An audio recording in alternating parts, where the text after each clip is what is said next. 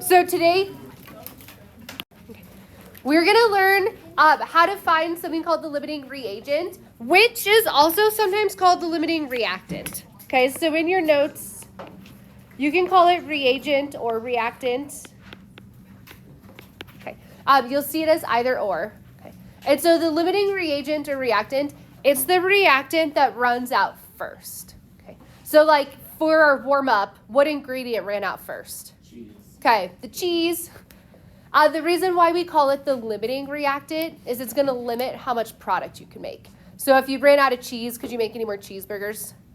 Okay, so same thing in chem. Let's say you run out of chlorine. Can you make any more sodium chloride? No. Okay, so that's why it's the limiting. It limits your product. Okay, so we're going to start with just one practice problem. So go ahead and copy down the balanced equation. So here we have sodium plus chlorine, and it's going to give us sodium chloride.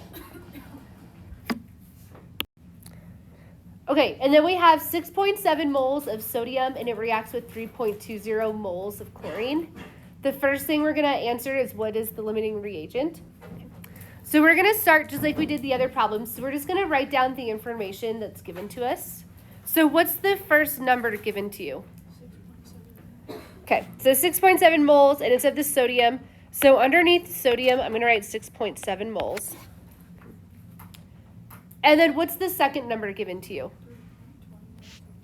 Okay, then we have the 3.20 moles of the chlorine. And then when we want to know what's the limiting reagent, it's limiting because it's going to limit the product. Okay, so we have to figure out how much product they can make. Does this one tell you a unit? If your product should be in grams or moles? It doesn't tell you, so let's go to moles. Moles is one last step. Okay. And then the reagent itself is one of the reactants. Okay, so the answer is actually going to be sodium or chlorine. However, we're going to have to do some math to figure out, so which one makes the least amount. So how many numbers are you given? Two. So you're given two numbers, two separate equations. Okay, so two numbers, two calculations. So our first one, we'll start with sodium, and we'll calculate how much sodium chloride we can get. And then our second one, we'll start with chlorine and calculate how much sodium chloride we can get. Okay, so I'm going to start with sodium just because it's first. So how many moles of sodium are you going to start with? Okay, so we're going to start with 6.7 moles of sodium. And we just want to figure out how much sodium chloride that'll make. So what do you use to get from sodium to sodium chloride? Okay, the mole-to-mole ratio, and it is a 2 to 2. Okay. So for every 2 moles of sodium, we get 2 moles,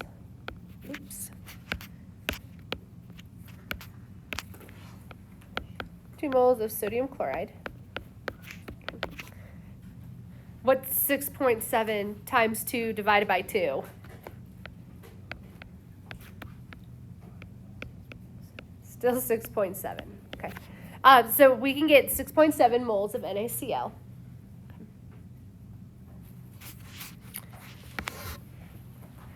And then we have to do a second calculation. So our second one, we're going to start with chlorine and go to sodium chloride.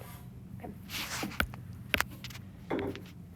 All right, so how much chlorine are we going to start with? Okay, so 3.20 moles of Cl2. Okay. And then how do we get from Cl2 to NaCl? Okay, mole-to-mole ratio. If no coefficient is written, what number is implied? Okay, so it's a 1 to 2 ratio.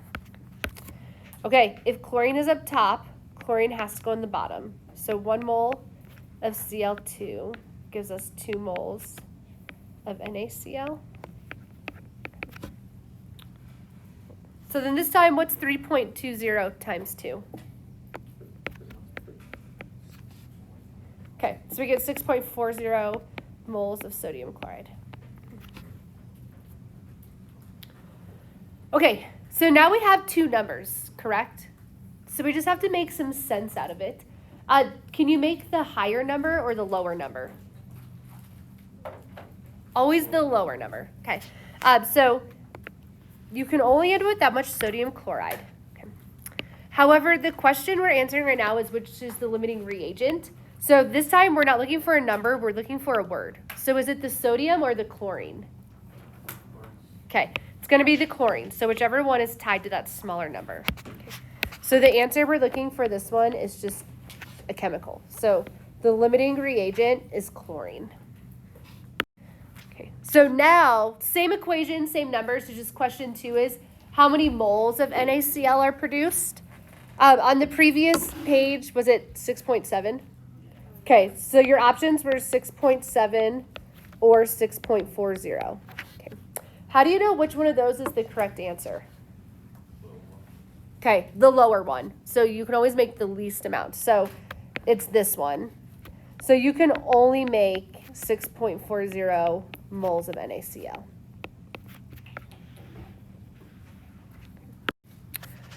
Okay, I want to go over an example with you that has grams in it instead of moles.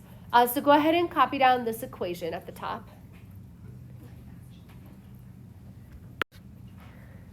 Okay, and then this time we want to figure out how many grams of hydrogen can be produced when 6.00 grams of hydrochloric acid and 5.00 grams of magnesium are reacted. So we'll start this one just like the rest. We're just going to list the information given. Okay, so what's the first number that's given to you? Okay, it's the 6.00 grams and it's of the hydrochloric acid. So I'm just going to write it right below the HCl. And then what's the second number given to you? Okay, 5.00 and it's grams of magnesium. So I'm going to write it below magnesium. And then what are we trying to solve for? Okay, grams of hydrogen. So I'm going to put my question mark under hydrogen and put a G there so we know grams. Okay, how many numbers were given to you? 2. So how many separate calculations are we going to do? 2. Okay. So our first one, we'll start with magnesium and get to hydrogen. Okay. Our second one, we'll start with the HCl and get to hydrogen. So before we do dimensional analysis on this one, I'm going to make the game plan first. So we're going to start with magnesium in what unit? Okay, grams, because that's what the number is given in. So we're going to start with grams of magnesium. And then what unit do you have to be in to go from magnesium to hydrogen?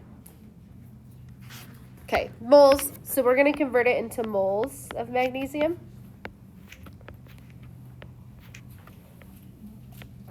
Then we can convert to moles of hydrogen. And finally, grams of hydrogen. Now, does this plan look familiar? Yes. Okay, so then it's the same dimensional analysis we should be used to. So what number is going to go in that first box? Good. So we're going to start with the 5.00 grams of magnesium. And then we have to get to moles. How do we get from grams to moles? Good. Molar mass. If you look at your periodic table, what is the molar mass of magnesium? Good. So 24.31 grams of magnesium for every 1 mole of magnesium. Okay, then what do we use to get from magnesium to hydrogen? Okay, give me your attention up here, everybody. So we're using that mole to mole ratio. If no number is written down, what number is implied? Okay, so this one's it's a 1, 2, 1. Okay, I'm still going to write those ones just because I want you to follow where units cancel. Okay, so for every 1 mole of magnesium, we get 1 mole of hydrogen. And then finally, we have to get to grams. How many grams does 1 mole of H2 weigh? Close. What do you do with that 1.01? Okay, double it because it's H2. Okay, so go ahead and calculate this like you've calculated all the rest. So multiply that top row, get an answer. Multiply the bottom row, get an answer. And then divide them. Okay. So we're getting like 0.415. Okay. Yeah. Okay, That's only like half the battle, okay? So that's how much hydrogen you can get from the magnesium. Now we have to do the same thing, except this time we're gonna start with the grams of hydrochloric acid. Okay, so then what unit do you have to convert to so we can jump over here to hydrogen? Okay, so we'll convert it to moles of HCl. And then take a look up here. Every time you're doing limiting reactant, your two calculations you do, they should always end the same. Okay. So after HCl, we're going to get to moles of hydrogen and then grams of hydrogen. Okay. So when you're doing these, you should end in the same spot.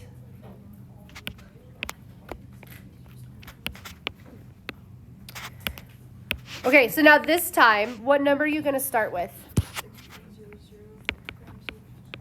Okay, so we're going to start with 6.00 grams of HCl. And then how do we get from grams to moles? Okay, molar mass. So add up the molar mass of HCl.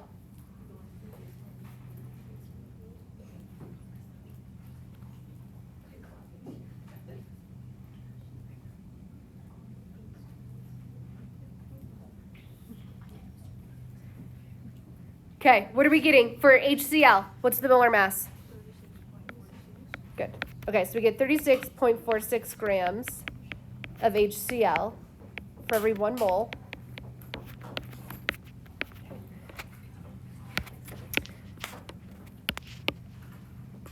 Okay, next, what's our ratio?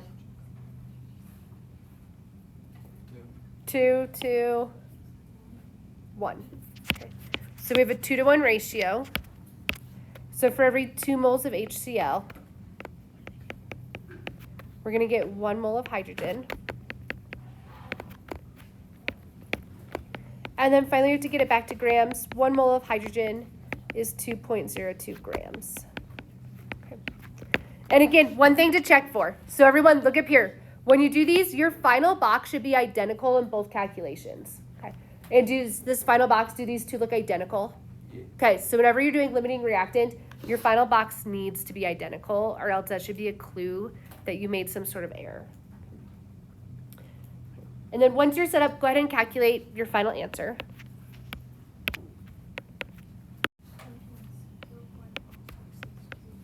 .1662. Okay, so I'm going to do 0.166 grams of hydrogen. Okay, and then the last step is now we just have to make sense out of these numbers. So we have two numbers. Okay, we have 0.415 and 0.166. How do we know which one is the actual amount you're going to make? The larger or the smaller? Okay, always the smaller. Okay. So then your final answer on this one is going to be 0.166 grams of hydrogen. So you can just like circle it, but somehow you have to communicate, you know, which one of those is the correct answer. Okay, so now we have to have a way to evaluate these numbers. So now we know how much product we're going to make. Well, did we actually make as much as we should have, or did we have a really bad reaction? So then the way we evaluate our reactions is we calculate something called percent yield. And a good analogy for percent yield is think about like the test you take. So if you take a test in here, it's worth 100%. Okay. And how you evaluate your performance is how well you did divided by how well you could have done, right? That's how you get your percent. So chemical reactions work pretty much the same way. So when you do a chemical reaction, we take how well your reaction went, so like how much product you actually made, and we divide it by how much product you should have actually made. And then similar to tests, it's rare to get 100%. Okay, so in real life reactions, you're never going to get 100% yield. So go ahead and write down the equation we use for percent yield. Okay. So get this equation in your notes. Okay. So it's just your actual yield divided by your theoretical yield times 100. And then up here I just defined them. So the actual yield is the amount you actually make. Okay. So this is like when we do an experiment, this is the number you would measure.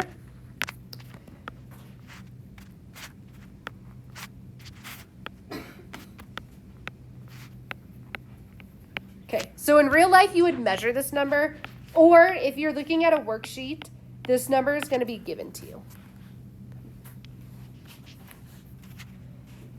And then the theoretical yield, it's the amount you're going to get in the perfect world. So like if your reaction went 100% perfect, how much product would you make?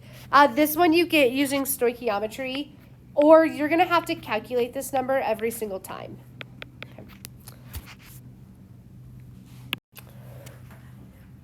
All right, and then once we calculate percent yield, you're never going to get 100% yield. They would say like a good target number is like 95%. Okay, so like 95 is like a reasonable number of what you're going for. So reasons why you never get fully 100%. Reactions don't always like completely react. So sometimes you have reactants that just never react. Okay. Sometimes you have impure reactants. So you might think you're going to start with like 20 grams of sodium chloride, but if you have impurities in there, then you're not actually starting with that 20 grams. And then the third one is you lose product. I think we did this maybe like a week or two ago. Every time you transfer your chemical from one container to the next, you always lose a little bit. Okay. So lost product is when you lose it when you transfer it. Okay, so now we're going to do one last problem. So we'll do one that has some theoretical yield in it and a percent yield. Okay, so go ahead and just copy that balanced equation up there.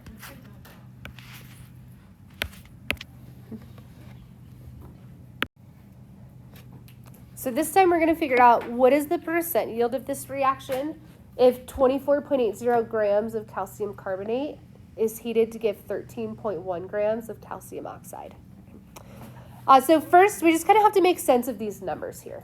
Okay. So we have 24.8 grams of calcium carbonate. Okay. And do you see how that's our reactant? Okay. So I'm just going to write that underneath calcium carbonate. So I know we have 24.8 grams. And then it's heated and it gives us 13.1 grams of calcium oxide. Do you see how calcium oxide is a product? Okay. Whenever they give you a number of a product, that's your actual yield.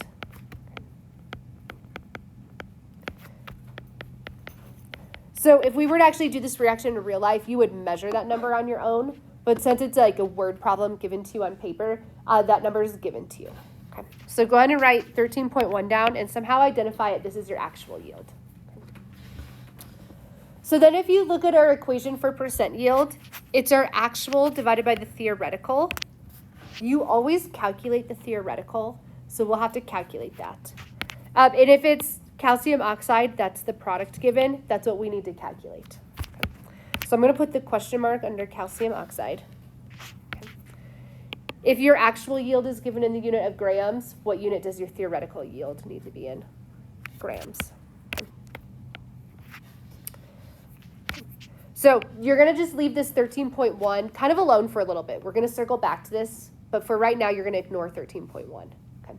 So we're going to just do stoichiometry first. So we're going to start with 24.8 grams of calcium carbonate and figure out how much calcium oxide we can make.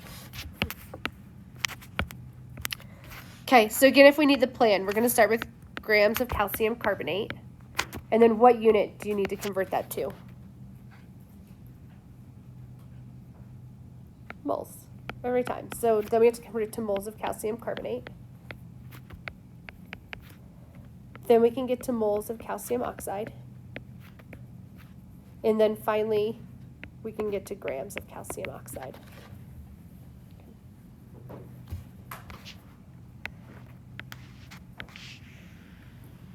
All right, so how many grams of calcium carbonate are you going to start with? So we have 24.8 grams of Ca. That's not an A. CaCO3. Okay. And then how do we get from grams to moles?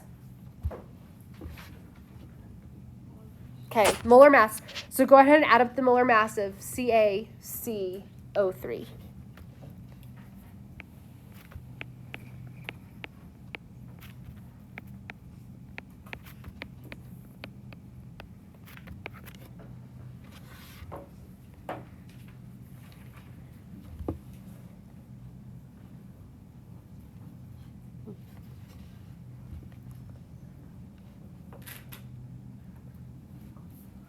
We should be getting right around 100 maybe.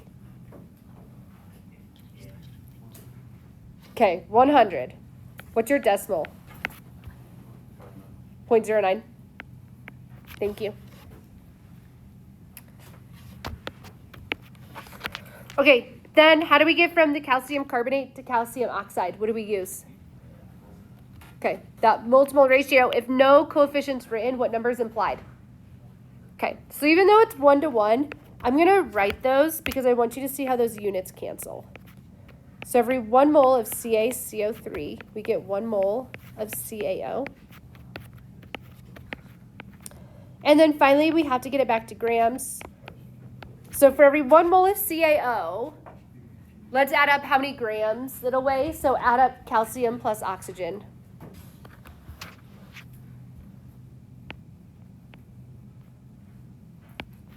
$56.08. Okay, and then go ahead and calculate, what do you get for your answer here?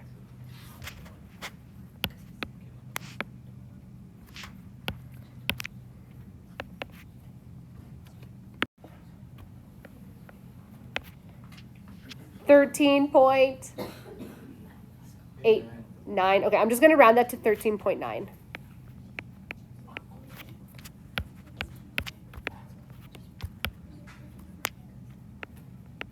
Okay, this number that you just calculated, that's your theoretical yield. So go ahead and label that in your notes just so you have an example and like you know what you're calculating. So you calculate the theoretical yield. Okay. The actual yield is given to you. And so now if you know your actual and your theoretical, can we solve for percent yield? Okay. So for percent yield, it's just actual divided by theoretical. Okay. So our actual yield is 13.1. And theoretical is 13.9. So you're just going to divide those and then multiply by 100. Okay, we should be getting right about 94%. Do you have one more digit? 0.2. So we're going to get 94.2% yield.